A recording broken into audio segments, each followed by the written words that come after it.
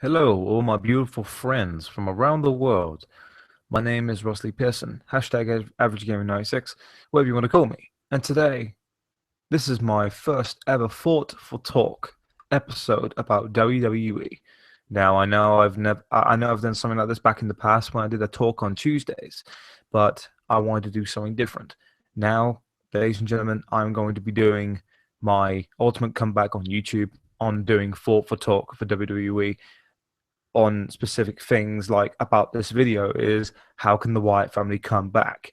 And obviously this is due to the reasoning why I'm making this video now is because of what I said during the WrestleMania 32 review. And if you haven't seen WrestleMania 32, my review, go check it out. I'll put it down in the description below after the stream because I like to do hangouts because I think it's a lot easier to make videos instead of editing and all that. And besides, I like long videos. You know what I mean? I like discussing things. I like to hear your opinion. I like to hear, regardless if it's a positive or a negative. Um, if you agree, then that's fine. If you disagree, that's fine as well. You can't be perfect. There's no such thing as a perfect guy. There's no such thing. It's the same thing about someone saying, I'm the best in the world. Well, guess what, mate?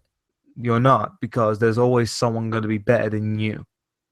So, yeah, I don't like to think like I'm the best or anything like that because I'm just a fellow person who just likes to discuss things. I like to talk about WWE.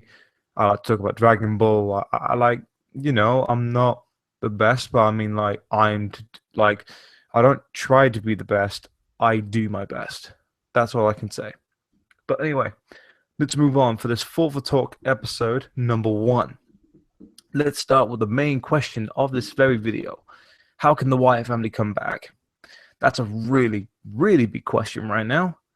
Oh yeah, the Wyatt family attacked the League of Nations on the night after WrestleMania, after being screwed over, buried, and thrown to the wayside by John Cena and The Rock. Okay, like I said in my WrestleMania 32 review, this completely buried the entire Wyatt family. This, even though Luke Harper wasn't there, it still buried him because he's part of that nation. The Wyatt family deserve fucking better. They deserve better. And what do? They give him a moment with Triple H on a Monday Night Raw when Bray Wyatt's stroking the title, potentially making a title match for the future for Bray Wyatt coming later this year. I fucking hope so. But that's the main question. How can they make a comeback? How can they come back from being squashed not once, not twice, but 3 years in a row at WrestleMania? How can WWE get the Wyatt family back into a dominating position again? Because ever since the Shield broke up, ever since like New Day came in, they've dominated the tag teams. I mean, the Usos, they're dragging out a bit now. The Dudleys, they're not exactly entertaining as much as I respect the hell out of the Dudleys. I'm not saying they're old and all that box. No, I'm not saying that.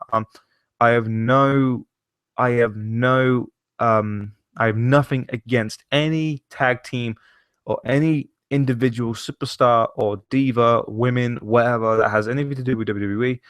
It's just sometimes it's just a piss take. That the fact that the Wyatt family is now been so screwed over, I don't even know who to even call to put Wyatt's back in their position when they're dominating again.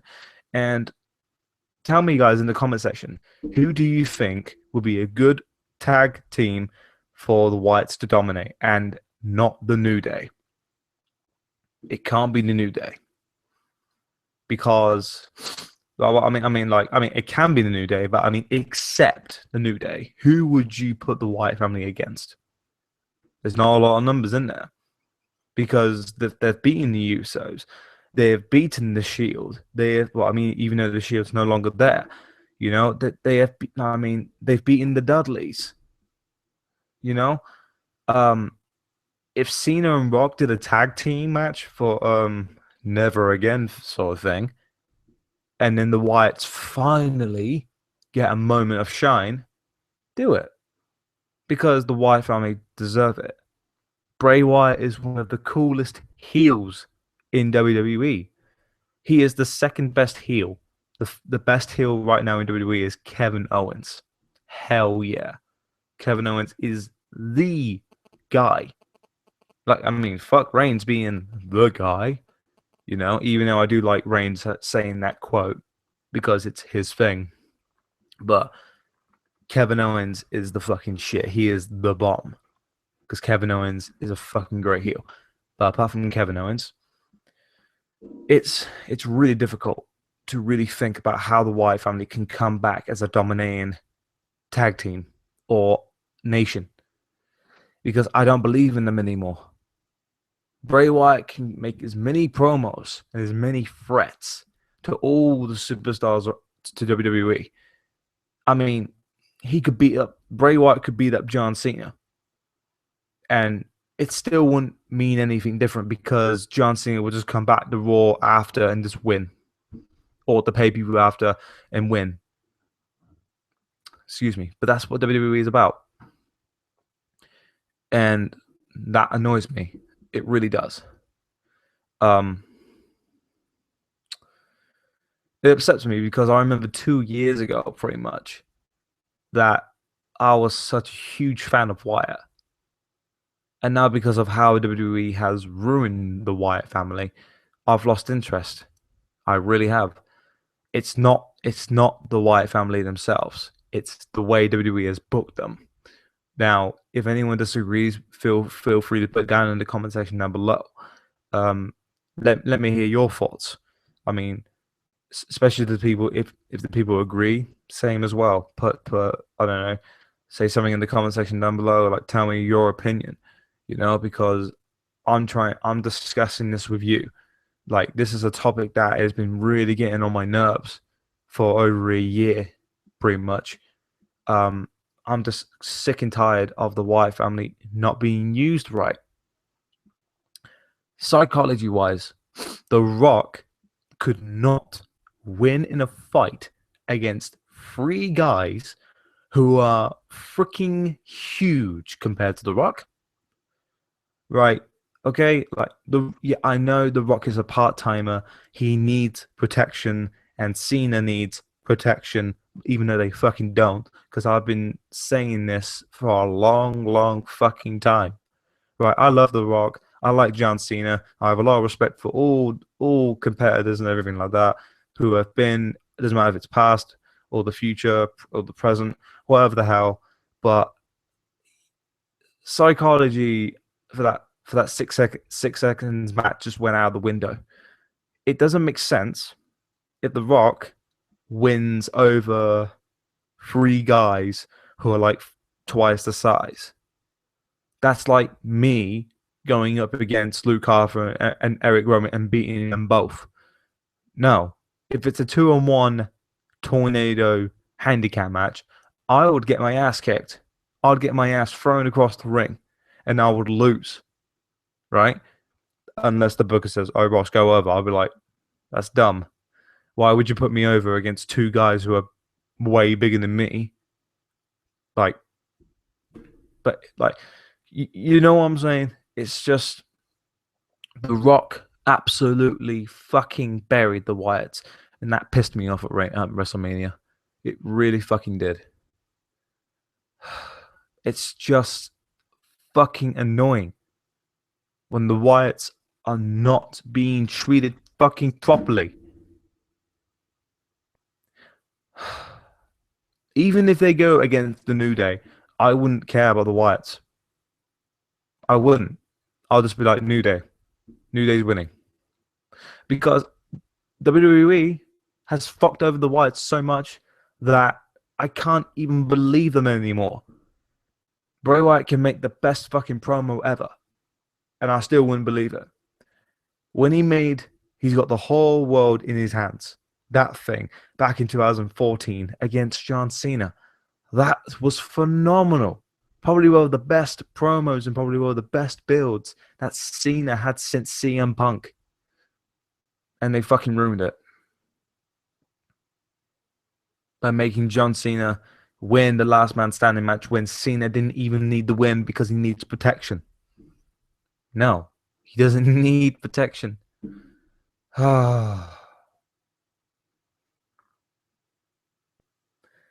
See, this is the thing, because eventually, someone like AJ Styles, he might get fucked over, and we'll be like, pissed off. And unfortunately, I know in the wrestling business you are going to get ups and downs. You are either going to make it to the top or you're not. You know what I mean?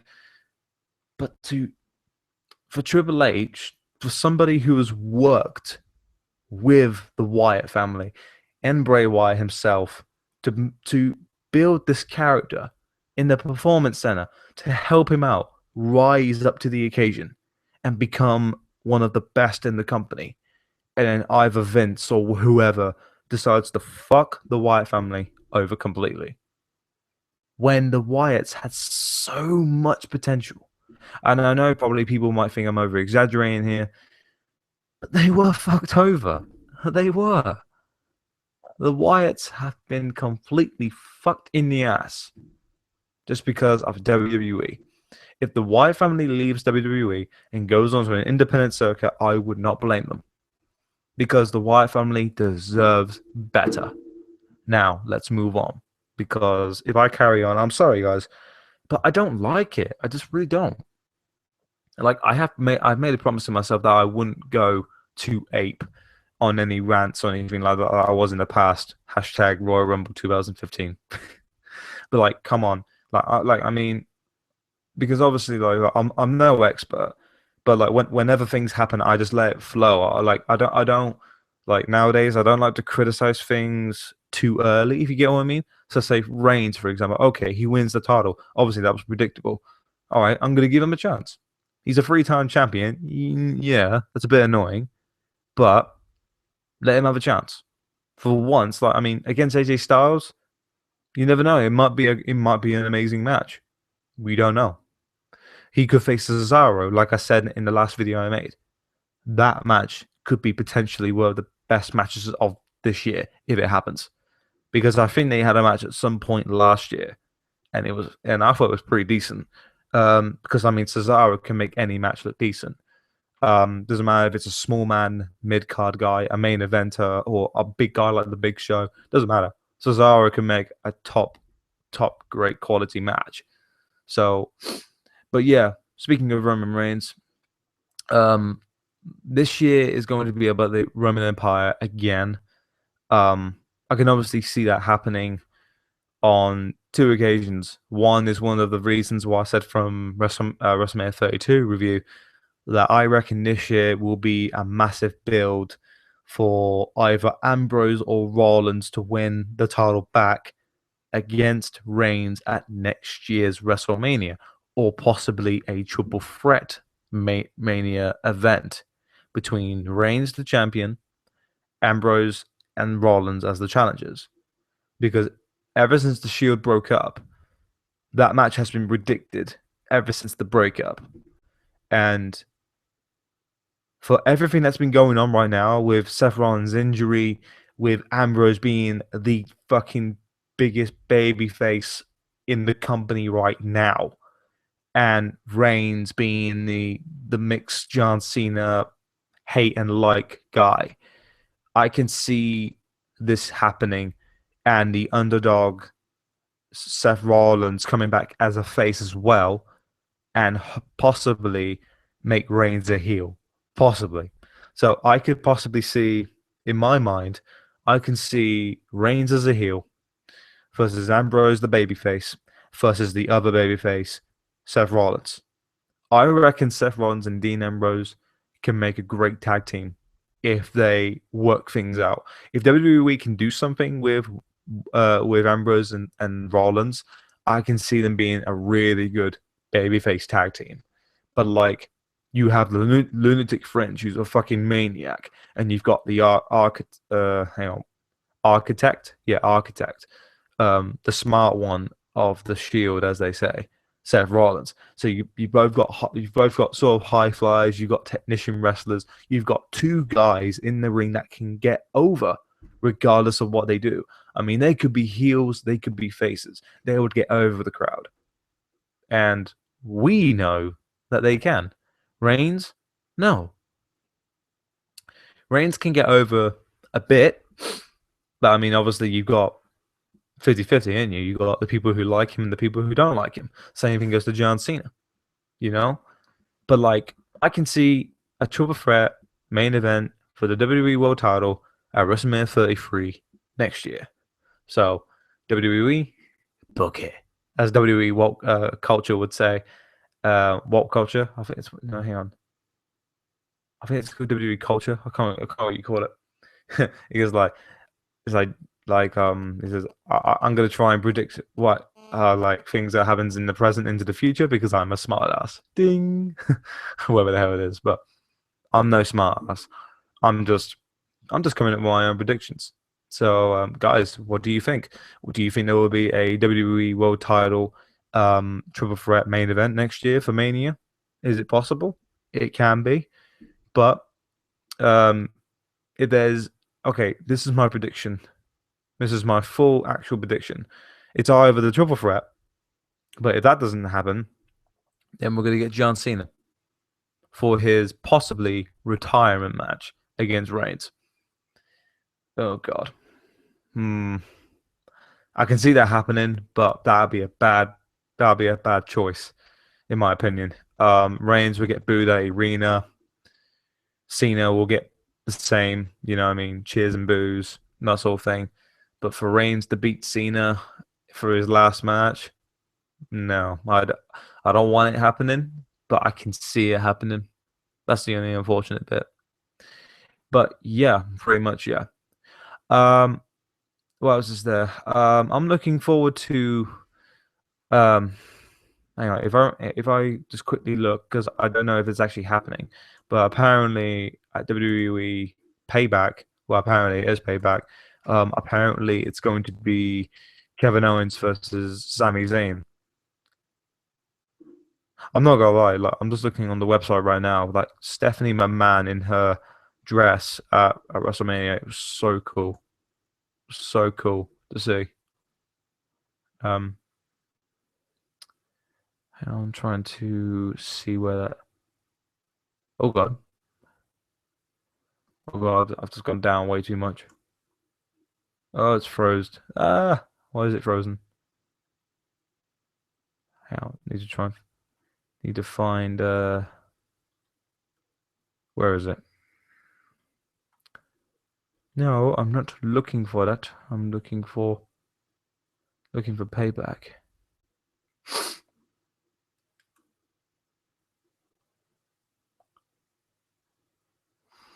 Right, give me a second, guys. I'm just trying to look for payback.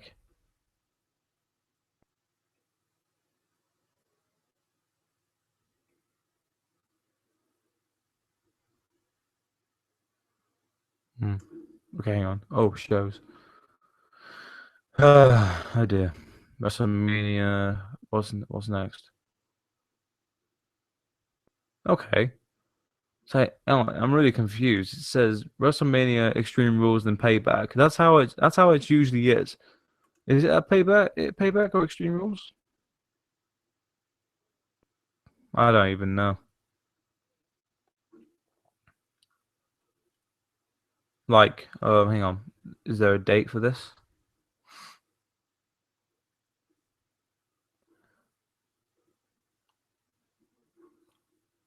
And let me just double check on payback as well.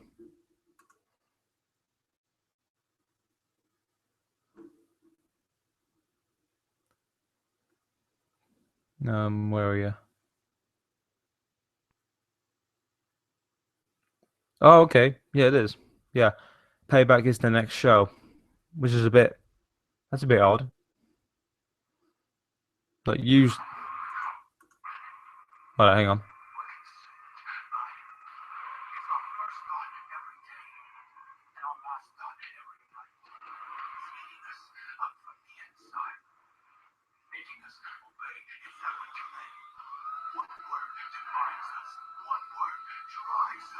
Payback.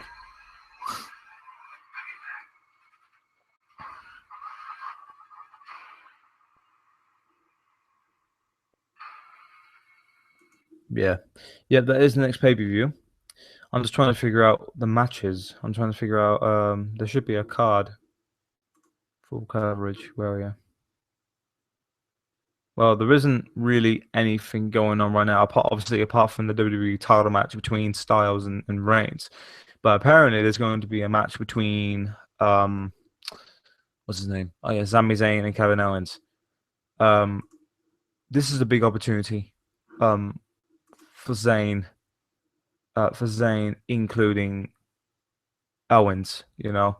This match is a big opportunity for Sami Zayn. And now, as much as I love Kevin, Zayn needs his win. He has debuted.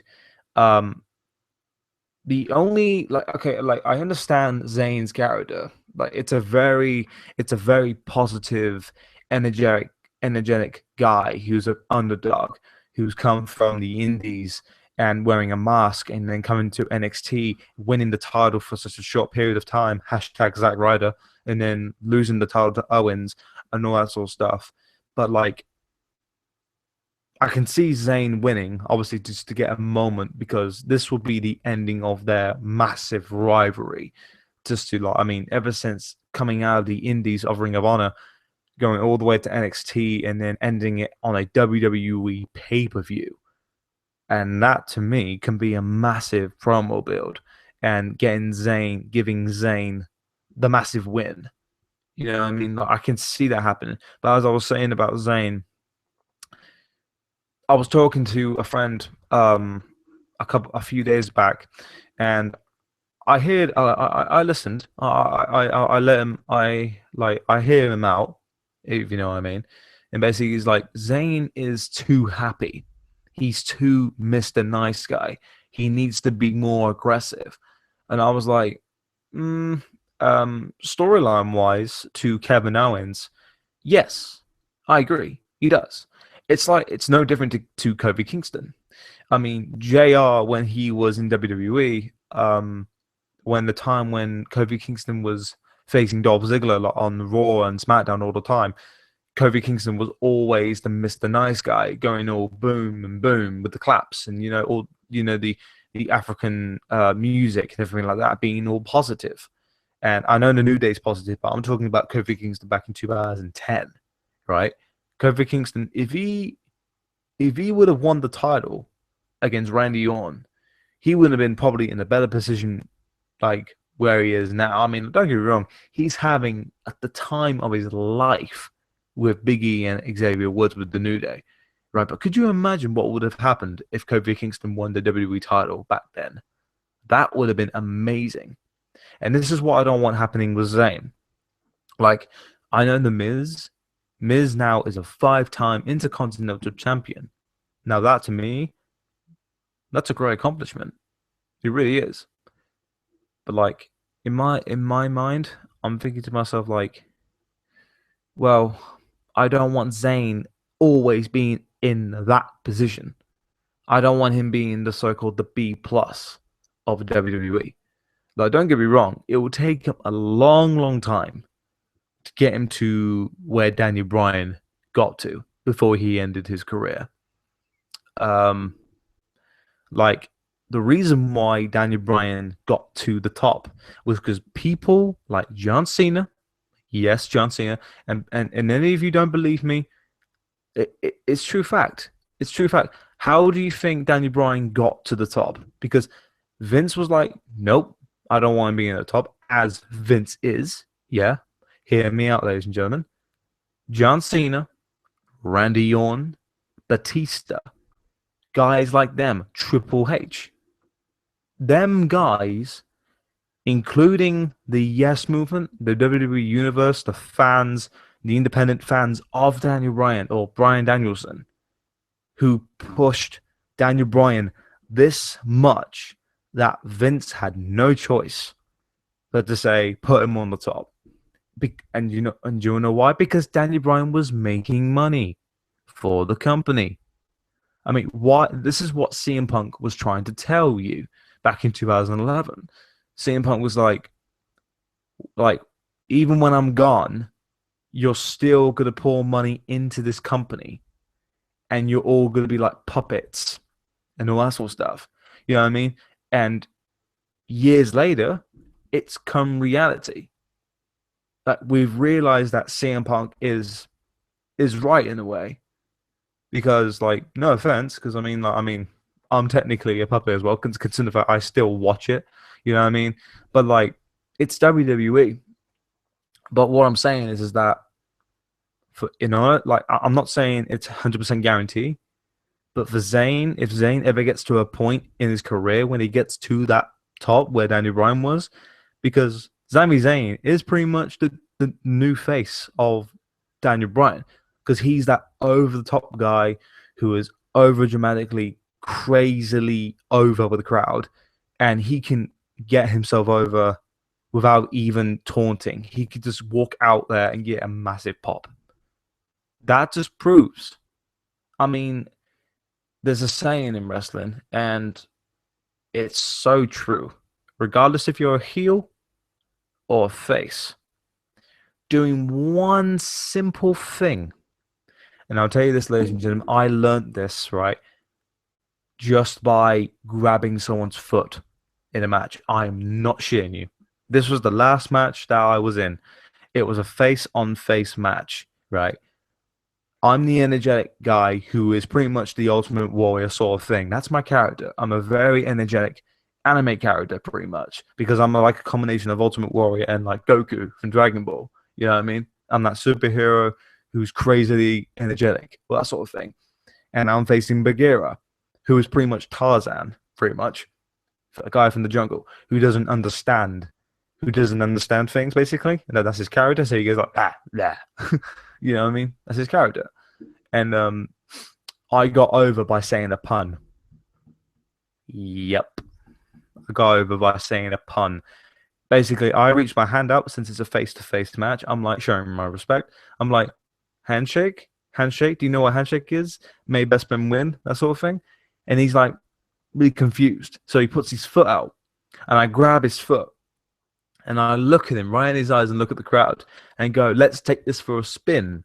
Spun his foot around and put him into the headlock. That's probably the biggest pop I've ever gotten in my wrestling career. That's how simple you can get over. And ever since I did that, I was like, wow. So doing all these dramatic moves doesn't always necessarily get you over.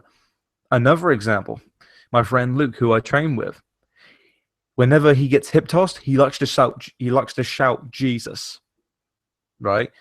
And for the first time in his very first match, he got hip tossed really high. He got really good height on it, and he shouted out Jesus, and the crowd laughed. That got him over. Same goes to the person who delivered the hip toss. So Luke got popped, and it made the person who did it look good. That's how simple a wrestler can get over. And it's amazing. It really is. It's like you could raise a finger. You could be the biggest face in the world, and you'd be like that, and then suddenly, hey! You know what I mean? The most simplest things can get you over, and it's absolutely crazy. But back to the matter at hand. I can see Zayn being on top, but like he'll be like that underdog and get massively pushed and build to become what's the word? The next Daniel Bryan. And I think that can happen. We just have to wait and see. What else? I do want to go on. I really want to talk about something else. I've talked about the Wyatt family, Roman Reigns, the championship, Mania 33. Okay, The Undertaker. Okay, I don't know. I really don't know anymore. It's a hard call. I mean, Sting retired, so we're never ever going to get an Undertaker versus Sting. Thank you. No, I don't get me wrong, ladies and gentlemen. I've said this in the past. I have never wanted a Sting versus a Sting versus Undertaker match in the modern generation. No, it just to me it just won't go well. That match would have happened.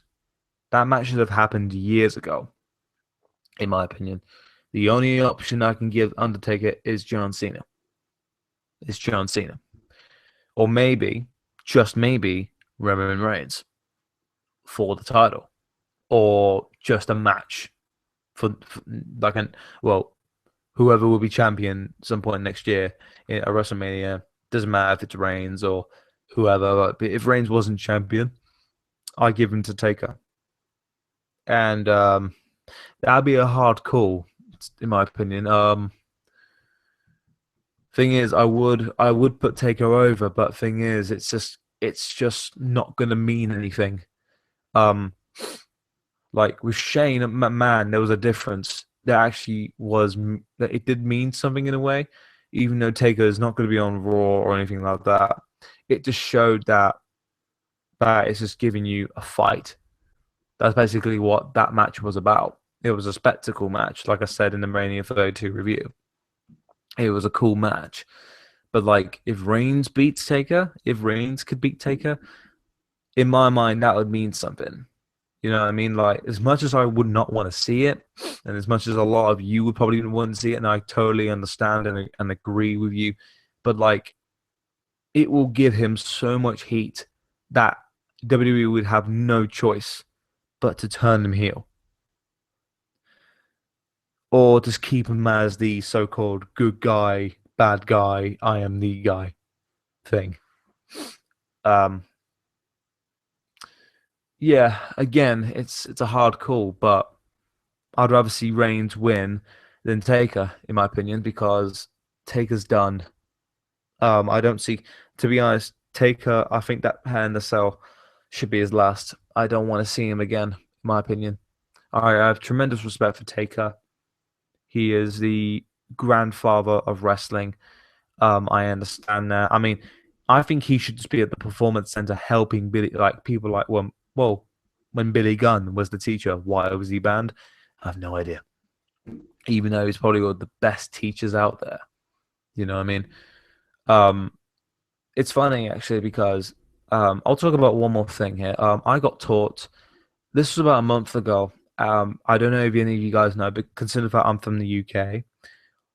We got trained by two legendary UK wrestlers, Marty Jones and Miles Sanders.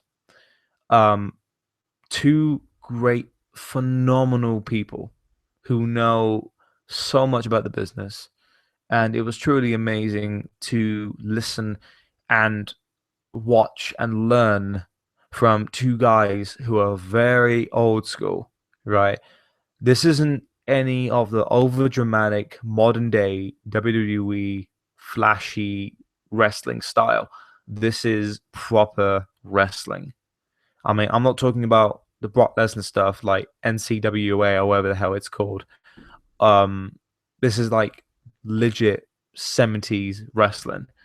Like you look back in the day, like with Fit Finley or no oh yeah, what do you call it? Oh, what's his name? Granddaddy, something like that. No, Big Daddy, sorry. You got Big Daddy and all them guys like Miles Sanders and Marty Jones. Oh my god, they're so good, guys. You need to watch their matches. Like it's like the whole idea about their wrestling style is a lot of psychology, a lot of in-ring psychology, um, which is something that WWE lacks. And the reason why it lacks because it's TV.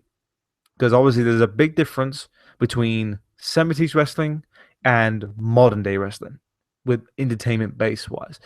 To the modern day, this is entertainment sport. This is a sports entertainment product. Back then, it was a wrestling product. This was back in the UK in the 70s. And don't get me wrong, it was still entertainment. And it also told a story. You know what I mean?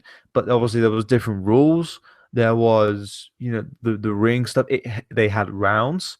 The tapping out. I mean, William Regal, when he faced Marty Jones, William Regal was 15 years old. He was 15 years old. I was watching that match, and you know what, ladies and gentlemen? A simple move made Regal lost. A drop kick. A drop kick.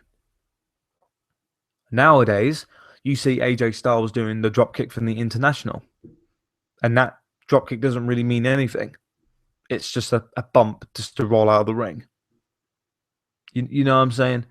Like back then, body slams, power slams, scoot slams, suplexes, back suplex, side suplex, pile drivers, slams, everything. All them basic moves were finishers back in the day. They were big moves. Their moves meant something back then. Nowadays, they're just basic moves for you to do in a normal match. And don't get me wrong, I mean, what we do in the modern day generation, we cannot change it. It's the way it is now. But back then, if we had a time machine and went back then, it's so different. Guys, you have to watch Marty Jones, and Miles Sanders. Like guys like them, like we got trained by them, and I was like something so simple. Like I'm how much do I weigh? I weigh about 15 stone. I weigh about 15 stone. Which I'm about just over 200 pounds, right? And Marty Jones put me down like a sack of shit on one move, and it was an arm drag. But hear me out. This wasn't like the original arm drags like you see usually. All he did was grab my arm, put his hip in between my thigh, lifted me up, and pretty much like a judo throw me. And he threw me across him. And I was like, shit. You know what I mean? Psychology wise. Like, it's the same thing. You know, with the shoulder tackle and they go for the ropes and leapfrogs and stuff, the International. Marty Jones he said this exactly. I hit the shoulder tackle and I hit the ropes. And he went, stop. And I went, what's up? And he says, why did you run the ropes? And I went, because that's how the International was done. And it went, no. Why didn't you pin him? And I was like, what do you mean? He said, like, why would you tackle somebody and not pin him? Because he's selling. He's not getting up. Why would you run away from him when you could just wait for him, grab his arm? Because guys like Marty Jones, right, if you did his test, he would, like, for example, okay, I want you to work the wrist for 6 minutes. And this is why a lot of people, like, this is after the lesson, I was like, I have so much to learn, because this is like the old school style of wrestling.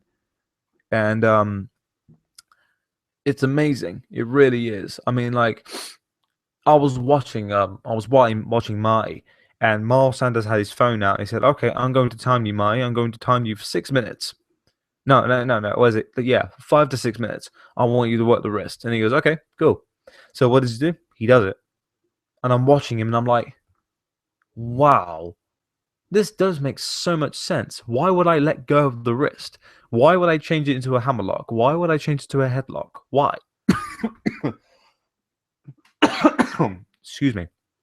But, like, I watched him and I was like, holy shit. Like, these guys are phenomenal what they do in the ring. Guys, I'm going to end it here, but please watch Marty Jones and Miles Sanders. Incredible performers. 70s wrestlers. I was watching a lot of their matches as soon as I got home. I was just like, this is what we learned today. You know what I mean? But, you know, as a guy who was learning and still processing, so are they. Miles Sanders and Marty Jones. They've traveled around the world and they're still learning. That's why I said to you in the very beginning of this video, there is no such thing as the best in the world, because there's always something to learn. And there's always going to be someone above you who's going to be better and more athletic than you. So, and that's what makes me going to the gym. Why do you think I go to the gym all the time? Why do you think I have to always make all these bump videos for you people? You know what I mean? I'm trying to improve and benefit me. to become better. I'm not trying to say, oh, I'm better than you. Oh, I'm the greatest of all time. No, I'm not like that. I'm just the guy who's trying to say to myself, I can do this. This is who I am, and this is the best I can do. It's the same thing. I've got a skin condition, called psoriasis, and I wear trunks to the ring with knee pads and boots. And I am proud to represent who I am and where I come from. And it's truly amazing that the support that I get from Facebook and, of course, from you guys on YouTube. It really is. It's a nice, heartwarming feeling, and it's amazing to talk about wrestling. It's amazing to talk about how life, how life goes, and everything changes so fast. I might be going to America in September to perform over there. I'm getting booked places, and yeah, like I mean, where we train and where we do our training shows, it's not the biggest place in the world. It's not WrestleMania. It's not WWE. It's not an independent circuit. We are us. And to me, we feel like a million. We feel like the biggest thing ever because we believe in ourselves. And I want to say this to people like you, Robert Smith. This is a message to you as well. You say you want to do wrestling. Me and you, we've been talking now for like 2 months, for 2 years, and you say like, oh, I'm trying to get to wrestling school. I was like, mate, go for it, but please promise me one thing. Promise me one little thing. Don't give up on things that you want to do, okay? Because I'm gonna tell you a little story now, guys. Before I go, at school, I had a lot of shit. Okay, I was bullied a lot because of wrestling, because of my skin condition, because of what I wanted to do. And guess what? Last weekend on Friday, I went out to town, and I'm not gonna lie, I had a few drinks. I got quite drunk, to be honest, because I had fun, and I rarely ever do it. And next thing you know, I get a tap on my back, and I turn around. It's all them people who used to treat me like shit at school, and they tapped me on the back, and they said, "I have a lot of respect for you. You realize that, don't you?" And I'm like, "Why is this?" He said, like, like, I mean, they didn't apologize. I mean, to be honest, that's in the past. That was like 5, 6 years ago. But like, they were saying, like, you're doing what you said to me all those years back, and you're finally doing it. And I've got nothing but respect for you. I mean, you're in great shape. You do your best. You show us. You prove why that you want to be where you want to be. And you know, the fact that I bust my ass, just letting you know, guys, I bust my ass every single day. Consider the fact I work for 9 hours, I train for about an hour or two, I go home, I try to come up with ideas for both wrestling, training wise, and for you. And I will continue and I will do my best because I am me and I will continue to be me. All right, guys. Thank you very much for watching. This is your boy, Rossley Pearson, hashtag average game 96. And the question is, how can the Wyatt family come back? Don't know. We'll have to wait and see. Take care of yourself, guys. Have a good evening.